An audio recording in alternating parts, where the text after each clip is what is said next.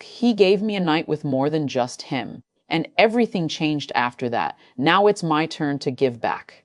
And I brought 2 friends he'll never forget. Before we begin, hit like and subscribe if you're one of the regulars. It's quick, easy, and you won't miss the next one. Let's dive in. I was still catching my breath when Marcus settled beside me. Both of us warm, flushed, hearts racing like we just stepped out of a storm. My legs felt weak, my voice soft, half surprise, half relief. I couldn't even speak. I just turned my head and stared at him, wide-eyed, amazed, like what just happened?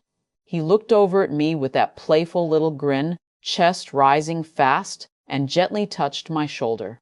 I smiled back. It's been like that every night lately, he chuckled quietly. Honestly, I didn't think it could get better between us, but somehow it has. It really has, I whispered, running my hands slowly down his back. Ever since that night, he said, a small smile forming. That night when you surprised both of us. I gave him a slow smile. Surprised you? How? He laughed.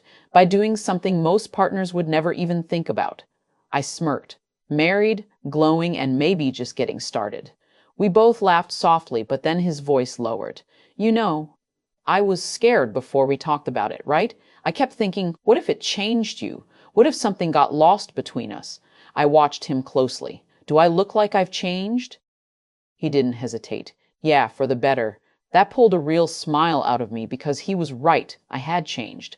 Not in the way most people fear. I felt stronger, calmer, more honest with myself, and somehow we'd gotten even closer because of it. I kissed him slow and steady, letting him feel it. You freed me. And the way he stared at me, like he was trying to memorize this new version of me, I knew he was hooked. He was still watching me like I might disappear if he blinked. I smiled and tucked myself closer, resting my chin on his chest.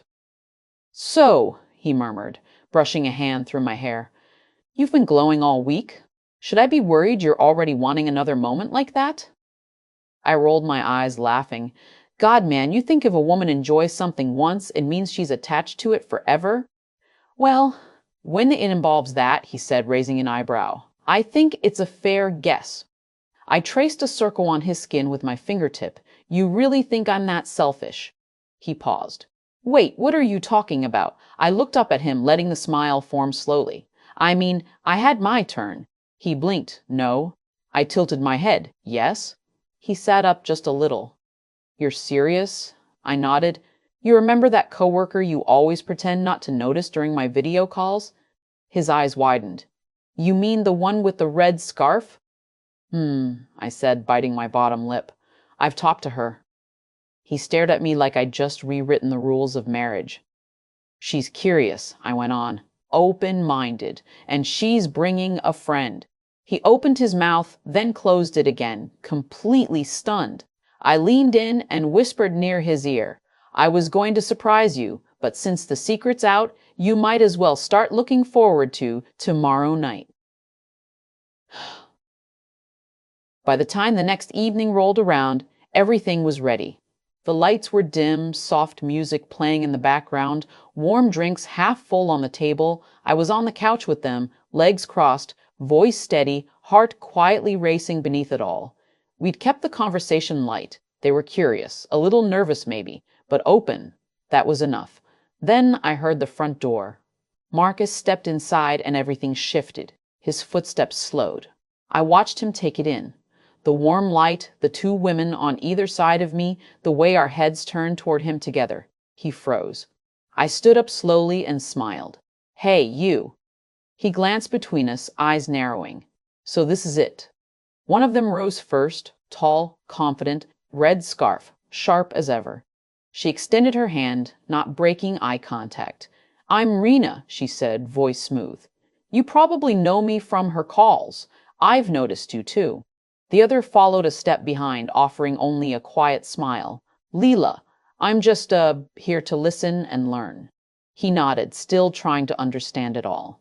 I walked over and let my fingers trail down his arm as I leaned in. No nerves, no pressure, just let it happen. Then I reached back and took Rena's hand in mine. Come. I led the way down the hallway, bare feet on hardwood, three shadows behind me. And just before I opened the bedroom door, I turned around, tugged him closer by the front of his shirt, and kissed him. Slow, sure, and in full view of the women standing behind him. Then I whispered just loud enough for them all to hear, "Have fun, baby. You've earned this." Took his wrist without hesitation and guided him to the edge of the bed like she already understood the mood. There was no rush, just this calm, thoughtful rhythm between the three of them, unfolding like something meant to happen. I drifted toward the armchair near the wall and sat down, crossing one leg over the other as I settled in. My chest was already rising faster, but I didn't want to miss a second. He looked at me for just a heartbeat, like he needed reassurance. I gave it with a smile. Rena spoke to him first, confident, steady, her hands adjusting his jacket with practiced ease. Laya hovered close behind, her fingers lightly brushing his back, helping him relax. They eased him out of his coat slowly, like they were helping him set down the weight of a long week. When his jacket finally hit the floor, Laya rested a gentle hand just below his collarbone. Rena followed the line down his chest, offering soft, encouraging words while her hand straightened his shirt. He was tense but not resisting, more like trying to understand it all. The women settled beside him next, each with their own style. Rena bold and sure of herself, Laya softer, a beat behind, but just as present. Then they knelt together in front of him. From where I sat, the view was breathtaking.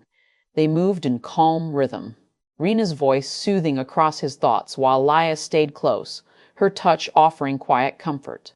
There was no talking, just the sound of shared breaths and the tension easing with every gentle motion. His hands gripped the edge of the bed behind him. His jaw loosened and his eyes kept darting to me, like he couldn't believe I was really sitting there watching it all. But I was. I saw everything. The way his breath steadied, the way his shoulders lowered, the way his fingers relaxed, the way they held him in that space between calm and wonder. Minutes passed like seconds. Then Rena rose slowly, placed one palm on his chest, and guided him to lie back on the pillows. She leaned forward with calm, steady confidence, her gaze never leaving his, as she began speaking to him in a gentle rhythm like she'd been waiting for this moment all night and wanted to savor every second of it. And just as her words found their pace with his breathing, I caught the look on his face. Surprise, warmth, and awe all woven together. Rena didn't hesitate. She kept her tone slow, reassuring. The moment she settled beside him, one hand resting on his chest, the other brushing lightly through his hair, he let out a sound, half sigh, half breathless laugh, as his body sank beneath the warmth of the moment, like he hadn't expected it to affect him so deeply. She smiled, clearly pleased. Her pace was gentle at first, each word drawing out a breath he couldn't quite catch, his hands gripping the blanket, holding on like it was the only thing keeping him grounded. Laya leaned in from the side, her voice brushing softly across his chest, her whisper low and kind as she said something that made his whole body react. I bit my lip and shifted in the chair, but my focus didn't drift. My hand rested over my heart before I realized I'd moved. And even then, I didn't stop. I just let the emotion build in me the way it built in him. Mirrored, echoing, shared. Rena continued, her back straightening slightly as she spoke with more confidence, more presence. She wasn't just guiding the moment. She was leading it. Laya stayed at his side, her hand resting where he wasn't being held or comforted.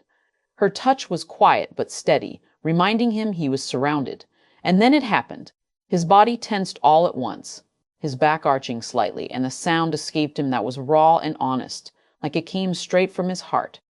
Rena stayed with him through it, softening her tone just enough to ease him down from the height of it. Laya pressed a gentle hand to his shoulder as his chest rose and fell beneath them. I exhaled slowly, hands slipping back to my sides, heart racing.